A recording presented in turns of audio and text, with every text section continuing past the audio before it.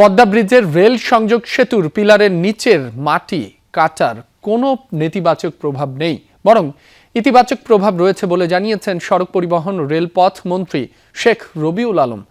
সকালে নারায়ণগঞ্জ সদরের আলীগঞ্জ এলাকায় পদ্মা রেল ব্রিজের ভায়াডাক্টের নিচে চলমান ডিমোবিলাইজেশন কার্যক্রম পরিদর্শন করেন তিনি। এ সময় মন্ত্রী আরও বলেন, ভায়াডাক্ট নির্মাণের সময় ভারী যন্ত্রপাতি চলাচলের জন্য অস্থায়ীভাবে ভরাট করা মাটি এখন প্রকল্পের নকশা ও চুক্তি অনুযায়ী অপসারণ করা হচ্ছে।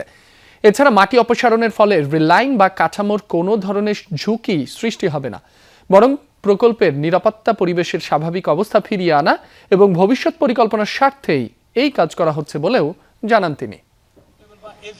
মাটি কাটা হয়েছে এবং মাটি কাটা হয়েছে প্রয়োজনেই মাটি কাটা হয়েছে। ভারী ইকুইপমেন্ট এবং মালামাল আনার জন্য অস্থায়ীভাবে এই ধরনের ভায়াডাক্ট যেখানেই করা হয় না কেন পৃথিবীর, সেখানে কিছু অস্থায়ী ভরাট কনস্ট্রাকশন করা হয়। প্রকল্প শেষ হওয়ার পর সেটা আবার অ্যাজ ইট ইজ জায়গায় নিয়ে যাওয়া হয়, সেগুলো অপসারণ করে পূর্বের জায়গায় নিয়ে যাওয়া। এটা চুক্তির অংশ, প্রকল্পের অংশ।